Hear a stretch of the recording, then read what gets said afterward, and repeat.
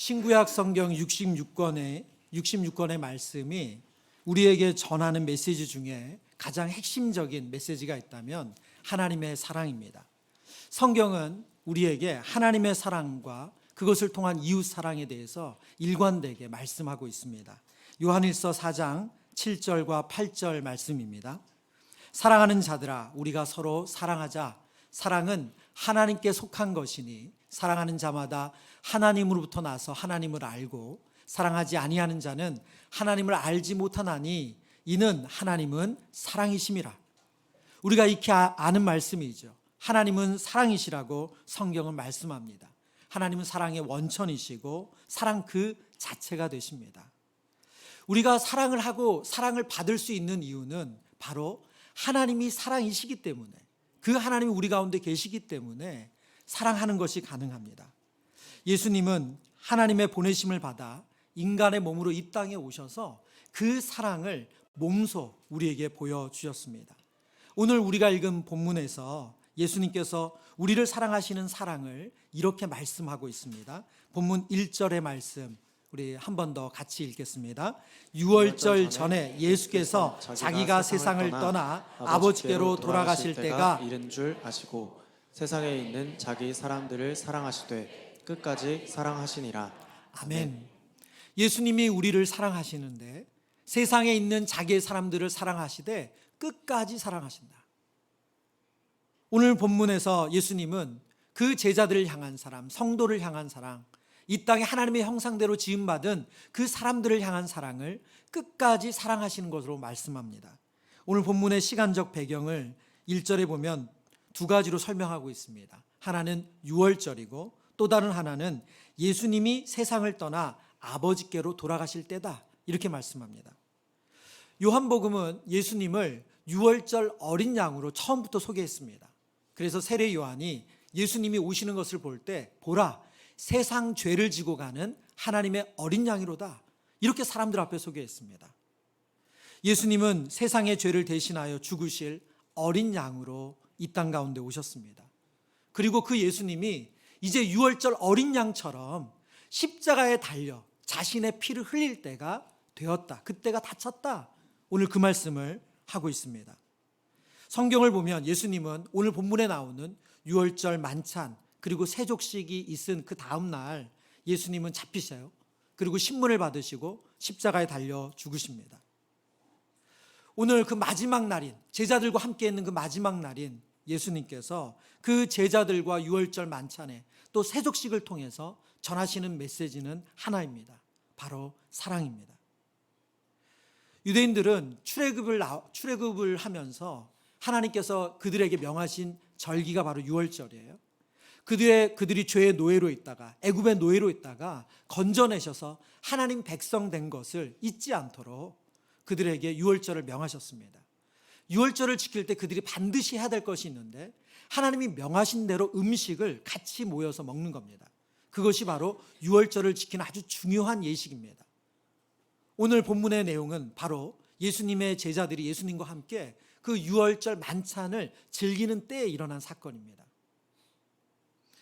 그런데 병행구절인 누가복음 22장에 보면 예수님이 유월절 어린 양으로 십자가에 달릴 날이 가까운 이때에, 그리고 예수님께서 그들을 사랑하신다 말씀하신 이때에 제자들이 보여준 모습은 그렇게 사랑스러운 모습이 아닙니다.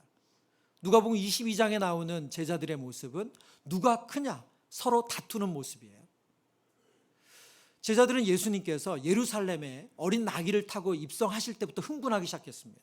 왜냐하면 그들이 이전에 보지 못했던 환호와 열광 그리고 사람들의 주목을 받기 시작했어요. 그래서 그들은 정말 예수님께서 이제 왕에 오르신다, 예수님이 우리가 그렇게 꿈꾸던 이 온 나라의 주인이 되신다, 그런 마음 안에 흥분이 있었습니다. 분명 예수님은 이 땅의 왕이 아니고 온 우주의 왕으로, 하나님 나라의 왕으로 오셨다고 누누이 말씀하셨지만 그들은 그게 귀에 들리는 것이 아니라 그들의 눈에 본 것이 그들의 마음을 꽉 차지했습니다. 또한 예수님은 나는 너희 중에 섬기는 자로 왔다, 나는 세상의 임금처럼 너희를 다스려 온 것이 아니다 라고 말씀하셨지만 그들의 마음에는 예수님 옆에 누가 우의정 좌의정 할 건가, 그런 마음이 가득 차 있었습니다. 그래서 예수님께서 그들의 유월절 만찬 자리에 그들을 발을 씻기시는 발을 씻기시기 전에 그들의 마음 가운데는 누가 더 높은 자리에 오를 것인가, 그 다툼 중에 예수님께서 그들의 발을 씻기신 겁니다. 3년 동안 동거동락한 제자들의 이런 실망스러운 모습에도 예수님은 그들을 끝까지 사랑하신다, 오늘 성경은 말씀하십니다. 그리고 그들에게 이제는 그들이 도저히 잊을 수 없는 한 사건을 보여주시는 겁니다. 그게 바로 세족식입니다. 당시 랍비 선생들의 권위, 그들의 지위는 지금의 목회자와 비교할 수가 없습니다. 예수님 당시의 바리새인들을 약 4,000명, 많게는 6,000명 정도로 봅니다. 그 중에 랍비라고 불릴 수 있는 사람들은 소수였습니다. 그런 지금 예수님이 사람들 앞에서 랍비라고 선생으로 추앙받는 예수님이 자신의 겉옷을 벗고 노예처럼 허리에 수건을 두르고 제자들의 발을 씻기는 장면은 충격 그 자체입니다. 근데 왜 예수님은 이 모습을 보여주셨는가? 바로 하나님의 사랑이 무엇인지, 끝까지 그들을 사랑하신다는 게 무엇인지를 알려주시기 위해서 그렇습니다. 오늘 하나님께서 예수님을 통해서 보여주시는 끝까지 사랑하시는 그 모습을 우리가 함께 말씀을 통해 깨닫기를 원합니다. 그 첫 번째 모습은, 끝까지 사랑하시는 예수님은 하나님의 가족이 되게 하시기 위해서 이 모습을 보여주십니다. 세족식은 이스라엘 백성들에게 익숙합니다. 왜 그러냐면 그들은 정결 예식 가운데 반드시 성전에 들어갈 때 손과 발을 깨끗이 씻어야만 됐습니다. 그리고 집 안에 들어갈 때도 준비되어 있는 물 항아리, 돌 항아리에서 손과 발을 씻고 들어갑니다. 대부분은 자기 스스로가 하는 거죠. 그래서 자신이 부정함을 씻어내는 아주 기본적인 일입니다. 그런데 오늘 예수님께서 이 행동을 제자들의 발을 씻긴 장면은 그와 다른 의미가 있거든요. 그러나 이제 노예들을 시켜서 손님의 발을 씻길 때가 있습니다. 그것은 아주 지극한 환대의 표현으로만 그렇게 합니다. 그렇기 때문에 베드로 입장에서 예수님께서 당시의 통념을 깨고 예수님이 겉옷을 벗고 수건을 허리에 두르고 제자들의 발을 씻기시는 이 내용은 아무리 예수님이라고 해도 절대 해서는 안 되는 행동이다, 그렇게 인식할 수밖에 없었어요. 그래서 베드로는 결사코 예수님이 자신의 발을 씻긴다고 했을 때 거부하는 겁니다. 그 베드로를 향해서 예수님 이렇게 말씀하세요. 본문의 7절과 8절입니다. 같이 읽어보겠습니다. 예수께서 대답하여 이르시되 내가 하는 것을 내가 지금은 알지 못하니 이후에는 알리라. 베드로가 이르되 내 발을 절대로 씻지 못하시리이다. 예수께서 대답하시되 내가 너를 씻어주지 아니하면 내가 나와 상관이 없느니라. 아멘. 베드로의 상식, 베드로의 통념, 그리고 당시의 기본적인 모든 사람들의 생각에도 예수님의 행동은 이해되지 않습니다. 그럼 베드로에게 예수님 말씀하세요. 내가 지금은 알지 못하나 이후에는 알리라. 왜냐하면 예수님의 세례식의 의미가 예수님의 십자가의 죽으심과 연결되어 있기 때문에 그렇습니다. 그래서 내가 십자가에 죽고 난 이후에 내가 한 행동이 무슨 뜻인지 너가 알게 될 거다. 지금 예수님 그 얘기를 하세요. 8절에 이어서 예수님께서 이르되 내 발을 절대 씻지 못하시리이다. 예수께서 대답하시되 내가 너를 씻어주지 아니하면 너와 나는 상관이 없다. 예수님이 제자들의 발을 씻기는 장면은 예수님의 죽으심과 연결되어 있다고 말씀드렸습니다. 예수님의 십자가의 죽으심이 있어야지만 이 땅의 모든 죄인들의 죄가 씻겨집니다. 예수님은 그것을 상징하는 것으로 지금 제자들의 발을 씻기고 있어요. 그런데 지금 예수님의 죽으심을 상징하는 지금 제자들의 발을 씻기는 것, 이것을 하지 않으면 너와 나는 아무 상관이 없어. 지금 예수님 그 말을 하는 거예요. 지금 사도 베드로는 그 얘기를 다 들었지만 온전히 이해하지 못했어요. 그런데 딱 한마디에 베드로가 생각이 바뀌었습니다. 그 내용은 뭐냐면 너와 내가 상관이 없다. 이 말은 예수님과 연합된다는 얘기거든요. 너와 나와 상관이 없다. 이 말에 베드로가 완전히 다른 태도를 취합니다. 어떻게 말하죠? 그럼 예수님 저 손도 머리도 다 씻겨주세요. 아주 단순한 사람이에요. 그래서 완전히 태도를 바꿔서 그러면 제 온몸을 씻겨주세요. 저를 목욕시켜주세요. 이렇게 예수님께 요청합니다. 그러자 예수님께서 이미 목욕한 자는 발밖에 씻을 필요가 없다. 이것은 무슨 말인가? 예수님께서 먼저 주신 영생의 말씀을 영접한 사람은 그 말씀으로 거룩하게 되었다. 그 말씀으로 씻은 바 되었다는 뜻이에요. 요한복음 15장 3절입니다. 너희는 내가 일러준 말로 이미 깨끗하여졌으니. 너희는 내가 일러준 말로 이미 깨끗하여졌으니. 예수님께서 전하신 영생의 말씀을 영접한 사람들, 그 말씀을 그대로 믿는 사람들은 예수님의 그 말씀으로 이미 깨끗해졌다 말씀하고 있습니다. 고려신학대학원의 권혜생 교수님이 이 본문의 말씀에 담겨있는 또 중요한 의미 하나를 설명해 주세요. 본문은 교회론적 의의도 가지고 있다. 본문을 앞서 세족의 배경 연구에 비춰 해석한다면 세족은 예수님의 제자들이 그의 십자가 정결을 통해 하나님의 성전 혹은 하나님의 가족으로 세워지는 것을 상징한다. 예수님의 교회는 예수님과 연합하여 영생을 얻고 그와 교제하는 사람들이다. 다른 말로 하면 세족이 없으면, 즉 세족이 지향하는 십자가의 정결이 없으면 구원도 없고 교회도 없다. 예수님은 베드로에게 이것을 말씀하시는 것이다. 예수님께서 제자들의 발을 씻겨주시는 이 행위는 그 다음에 일어날 예수님의 십자가의 죽으심을 보여주는 행동입니다. 예수님의 십자가의 죽으심만이 모든 인간의 죄를 씻어줍니다. 그것을 통해서 예수님과 성도들이 연합을 하는 거예요. 예수님이 지금 제자들의 발을 씻기심을 통해서 똑같이 예수님과 제자들이 연합하게 됩니다. 그리고 이 일은 예수님 안에서 성도와 성도, 제자와 제자들이 연합돼서 한 가족, 한 공동체를 이루게 된다는 뜻이에요. 지금 예수님이 이것을 설명하고 있습니다. 내가 너희의 발을 씻기는 것은 나와 상관하는 거다. 나와 연합하는 거다. 이 예수님의 행동은 예수님이 떠나고 난 뒤에 제자들이 성령 안에서 그들이 예수 그리스도의 피로 하나 된 공동체가 된다는 것을 보여주는 사건이라는 거예요.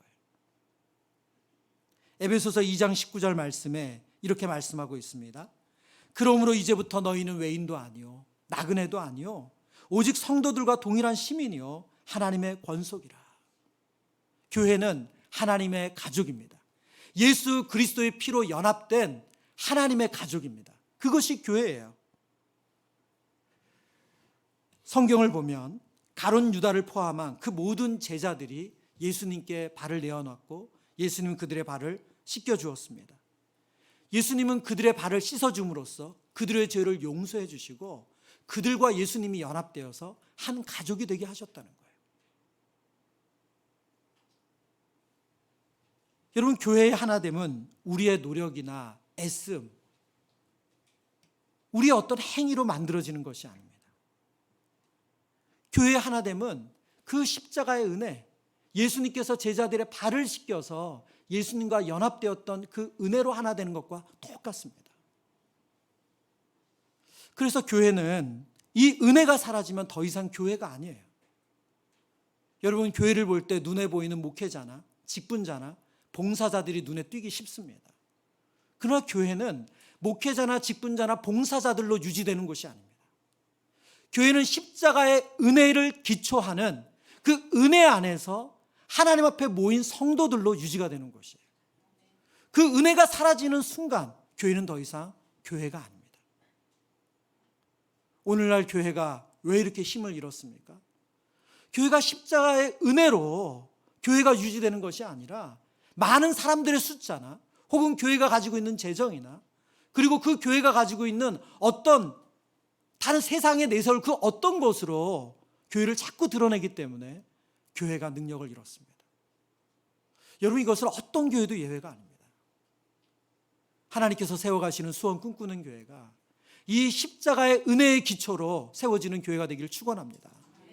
여러분, 그 은혜가 있을 때만 교회 안에서 성도가 성도를 긍휼히 여기고 사랑하는 것이 가능합니다. 은혜의 감격이 메마르기 시작하면 그때부터 교회 안에는 그리스도의 향기가 아니라 인간의 냄새밖에 날 것이 없습니다. 말씀을 준비하면서 이 은혜라는 단어를 너무나도 잘 설명한 그리고 이 은혜가 어떻게 우리의 성도들의 삶을 변화시키고 바꿀 수 있는지를 보여주는 한 책의 내용을 읽게 됐습니다. 맥스 루케이드 목사님이 쓰신 아주 특별한 사랑이라는 책에 나오는 한 예화예요. 그 책에서 병원에 있었던 일이에요. 이 병원의 의사분 한 분이 수술을 들어가는 환자들에게 늘 그들을 격려하기 위해서 작은 꽃송이 한 송이를 그분들에게 준다는 거예요. 수술 들어가기 전에. 정말 긍정적인 마음으로 잘 될 거라는 기대를 가지고 들어가라고 준다는 거예요.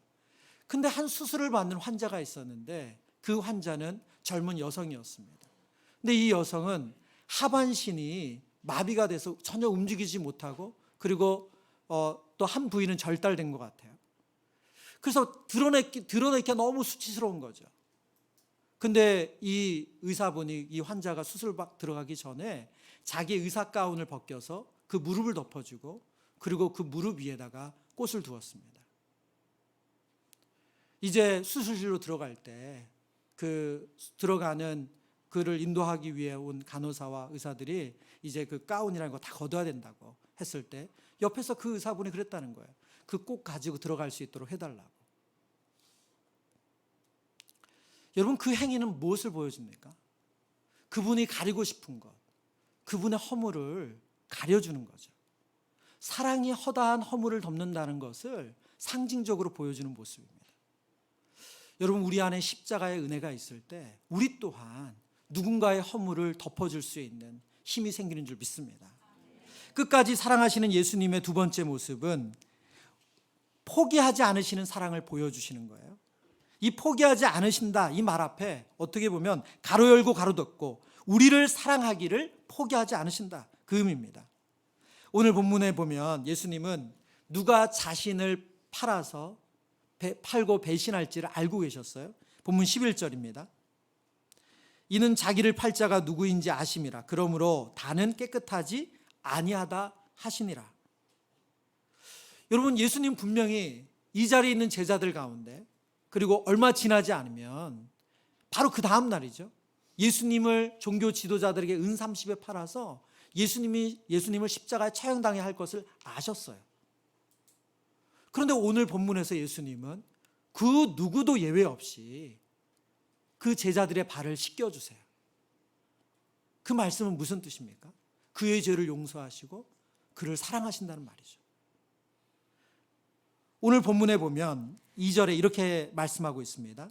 마귀가 벌써 시몬의 아들 가룟 유다의 마음에 예수를 팔려는 생각을 넣었더라. 이 말씀은 우리가 좀 오해하기 쉽거든요. 가룟 유다가 어쩔 수 없이 사단의 조정을 당해서 그의 의지와 상관없이 사단이 움직이는 대로 그가 이런 행동을 한 것처럼 비춰집니다. 꼭 말하자면 우리식으로 표현하면 귀신 들려서 그가 그런 것처럼. 그러나 성경의 의미는 그런 뜻은 아니에요. 여러분, 사단은 가룟 유다만 유혹한 것이 아니고 12명의 제자들 모두를 유혹하고 있습니다. 아니요, 이 땅에 있는 모든 하나님의 백성들을 하나님으로부터 멀어지도록 사단은 유혹합니다. 근데 오늘 이 본문은 무슨 뜻이냐면 사단은 끊임없이 하나님을 불신하고 예수님을 불신하고 의심하게 만들어요. 그런데 그 사단이 놓은 덫에 가룟 유다가 걸려든 거예요. 왜 그랬을까요? 그는 마음에 예수님이 하는 행동이 마음에 들지 않았습니다. 예수님이 자꾸 사람들 이해하지 못하는 내가 생명의 떡이고 나의 피를 먹어야 산다 이런 말씀이 그는 이해되지 않았어요. 그는 예수님이 이 땅에 이 이스라엘의 왕으로 이스라엘을 로마로부터 해방시켜주는 그런 왕이 되길 바랬습니다. 그래서 예수님의 메시지에 불만을 가졌고 의심했습니다. 그런 그가 사단이 놓은 덫에 걸린 거예요. 그러나 예수님은 그것을 다 아시면서도 가룟 유다를 세족에서 배제시키지 않습니다. 그의 발을 씻기며 그의 죄를 용서해 주세요. 신학자 클라우스 스키더라는 분이 쓴 고통 속의 그리스도라는 책이 있어요. 그 책에서 이런 문장을 썼습니다. 영혼이 먼저 허락하지 않는 한 사탄은 절대 그 영혼에게 접근할 수 없다.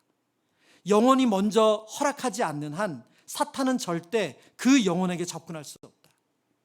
여러분, 하나님께서 우리에게 자유의지를 주셨어요. 사탄이 우리를 강제적으로 우리를 압도해서 그 어떤 악한 일이나 그 어떤 악한 생각, 악한 행동으로 이끌 수 없다는 거예요. 우리의 영혼이 허락하지 않는 한 사탄은 절대 그 영혼에 접근할 수가 없습니다. 가룟 유다는 그가 평소 가졌던 생각을 포기하지 않고 그의 의심, 그의 불신을 그대로 가지고 있었다가 그 덫에 걸린 거지 사탄에 의해서 조종당하고 있는 것이 아니라는 거예요. 그럼에도 불구하고 예수님은 포기하지 않고 그를 사랑하십니다. 근데 여러분, 성경을 자세히 보면 가룟 유다뿐만이 아니에요. 그 다음 날 예수님이 잡히시는 그날 가룟 유다를 포함한 11명의 제자 모두가 예수님을 배신하고 떠납니다. 그건 무슨 뜻인가요? 예수님은 12명의 제자들의 발을 씻기시면서 이들이 단 하루만 지나면 예수님을 모른다고 하고 예수님을 부인하고 예수님을 떠날 것을 아셨다는 거예요. 그럼에도 그들의 발을 씻겨주시며 그들의 죄를 용서하시고 그들을 사랑해 주셨어요. 이것이 제자들을 향한 예수님의 끝까지 사랑하시는 모습입니다. 요한복음의 마지막 장은 예수님께서 예수님을 배신하고 떠난 제자들을 찾아가서 그들을 용서해 주시고 그들에게 다시 사명을 주시는 장면이에요. 가룟 유다와 베드로의 차이점이 있다면, 가룟 유다와 11명의 제자들과 차이점이 있다면 그들은 예수님이 다시 그들을 찾아가 용서를 구하는 그 메시지에 아멘하고 받아들인 것이고 가룟 유다는 거부한 것이에요. 이사야 49장 15절에 보면 하나님의 그 포기하지 않는 사랑, 예수님의 그 끝까지 우리를 향한 사랑을 이렇게 표현하고 있습니다. 우리 같이 읽어보겠습니다. 여인이 어찌 그 젖먹는 자식을 잊겠으며 자기 태에서 난 아들을 긍휼히 여기지 않겠느냐. 그들은 혹시 잊을지라도 나는 너를 잊지 아니할 것이라. 지금 하나님께서 젖먹이 아이를 키우는 그 어머니의 마음을 가지고 우리를 향하신 하나님의 사랑을 표현해 주고 계세요. 제가 어릴 때 제 아내를 보니까요, 아이가 태어나고 나면 아이 모유 수유를 할 때 그 시간이 됐는데 아이를 안 먹이면 어떻게 돼요? 몸이 젖이 뿔죠. 줄줄 새요. 지금 하나님께서 그 표현을 하시는 거예요. 어떻게 아이를 젖을 먹이는 엄마가 아이를 잊을 수가 있냐? 그 아이를 잊는 게 어떻게 가능하냐? 그럴 수 없는 것처럼 내가 너희를 향한 사랑, 내가 너희를 바라보는 그 마음은 결코 변하지 않는다. 그 사랑은 변함이 없다는 말씀을 오늘 예수님이 하고 있습니다. 지난주에도 그런 말씀을 드렸지만 우리는 하나님 앞에 오해할 때가 참 많아요. 내가 하나님 앞에 좀 잘하는 것 같으면 예배도 잘 드리고 봉사도 잘하고 뭔가 열심히 사는 것 같으면 하나님 나를 사랑한다고 생각해요. 그리고 하나님 앞에 나오는 게 부끄럽지 않아요. 그러나 그런 내세울 만하지 못할 때, 내 생활이 좀 잘 안 된다고 생각할 때 우리는 하나님의 사랑에 대해서 오해합니다. 그리고 때로는 내 삶 가운데 뭐가 잘 되지 않은 것 같으면 하나님 나를 사랑하지 않는다라고 확신할 때도 있어요. 여러분 얼마나 미련한 생각입니까? 여러분 얼마나 어리석은 생각이에요? 하나님께서 저희를 향한 사랑은 끝까지 하시는 사랑이에요. 포기하지 않는 사랑이에요. 뭐가 좀 잘 되면 더 사랑하고 못 되면 우리를 멀리 두시는 사랑이 아니라 저와 여러분을 향해서 포기하지 않는 사랑을 하시는 줄 믿습니다. 만약 하나님께서 쉽게 변하는 사랑, 그런 쉬운 사랑을 하셨다면 굳이 예수님을 십자가에 내어주셔서 예수님을 십자가에 죽게 하실 이유가 없어요. 하나님의 변함없는 사랑, 포기하지 않는 사랑이 저와 여러분의 심령 가운데 늘 충만하기를 축복합니다. 세 번째로 끝까지 사랑하시는 예수님은 본이 되어 주십니다. 우리를 위해 사랑의 본이 되어 주세요. 오늘 본문 1절에 끝까지 사랑하신다고 할 때 이 끝까지라는 단어가 에이스텔로스라는 단어거든요.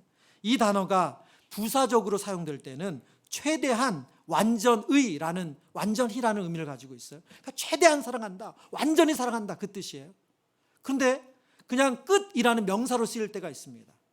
그 의미는 예수님이 생애가 끝날 때까지, 죽으실 때까지 그 말이에요. 여러분 그러나 그 어느 쪽의 해석을 택한다 하더라도 예수님께서 우리를 향하신 그 사랑이 변함이 없고 멈추지 않는다는 것을 우리가 알게 됩니다. 근데 그 예수님의 사랑이 사랑을 분명하게 보여주시기 위해서 예수님이 택하신 방법이 바로 세족식이에요. 앞서 길게 설명드렸지만 당시 세족식은 선생 랍비에게는 전혀 걸맞지 않습니다.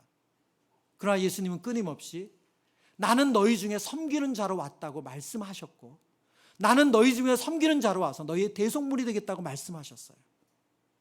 예수님은 말씀으로만 가르친 것이 아니라 그의 삶으로 가르치셨어요. 그것이 바로 예수님께서 자신을 교보제 삼아서 그들의 발을 씻긴 겁니다. 요한복음 13장 14절 15절에 예수님 이렇게 말씀하세요. 세족식을 다 마치시고 나서 내가 주와 또는 선생이 되어 너희의 발을 씻었으니 너희도 서로 발을 씻어주는 것이 옳으니라. 내가 너희에게 행한 것 같이 너희도 행하게 하려 하여 본을 보였노라.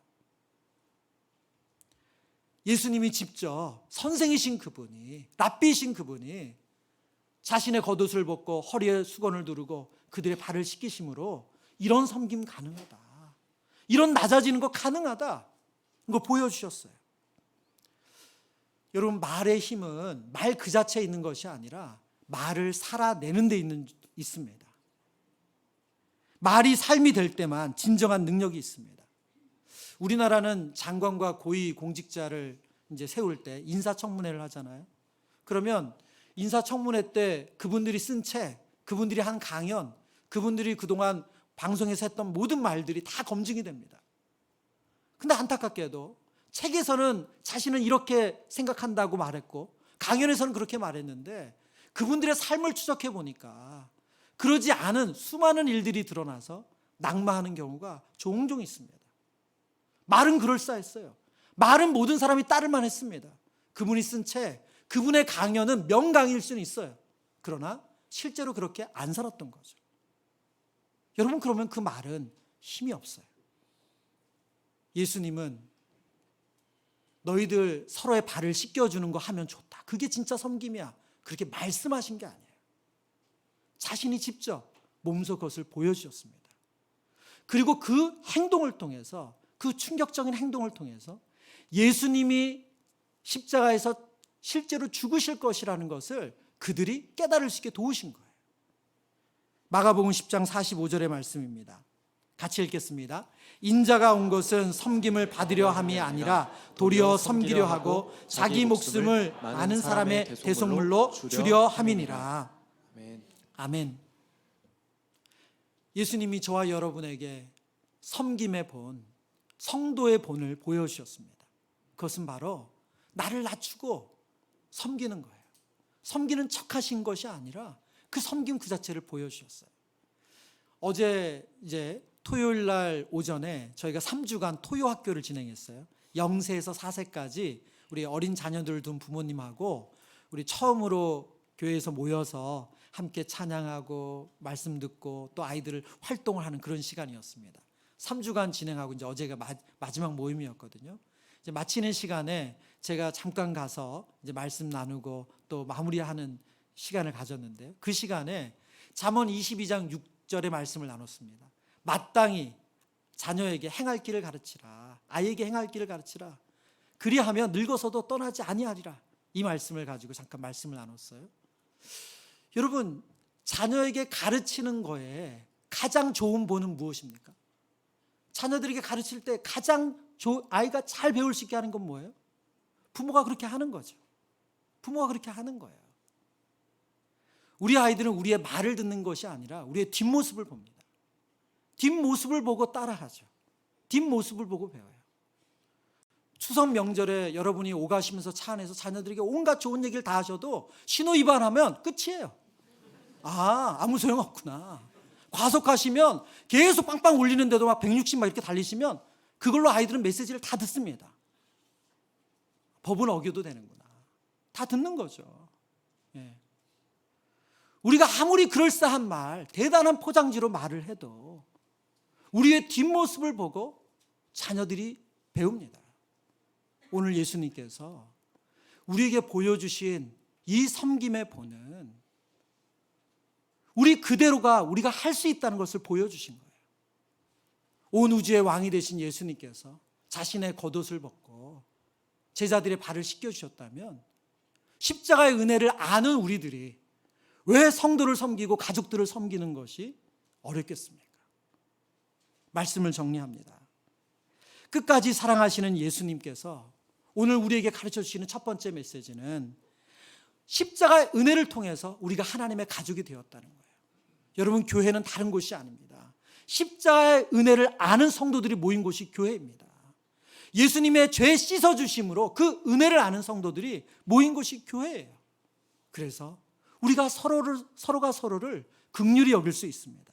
두 번째, 예수님은 끝까지 사랑하시는 그 모습을 포기하지 않으시는 모습으로 보여주고 계세요. 12명의 제자들, 그 제자들은 단 하루만 지나면 예수님을 모른다고 하고 그 중에 한 사람은 예수님을 팔아버릴 사람입니다. 그럼에도 예수님은 끝까지 그들의 발을 씻기시며 그들의 죄를 용서하시고 사랑해 주셨습니다. 예수님이 끝까지 사랑하시는 그 사랑은 그들이 어떻게든 깨달을 수 있도록, 알 수 있도록, 기억할 수 있도록 직접 자신이 웃옷을 벗고 허리에 수건을 두르고 그들의 발을 씻기시며 본을 보여주셨습니다. 이것이 예수님이 우리를 향하신 끝까지 사랑하신 모습이에요. 저와 여러분 안에 이 예수님이 끝까지 사랑하신 그 은혜가 저와 여러분을 통해서 흘러가는 그런 하나님의 사람 되기를 축원합니다.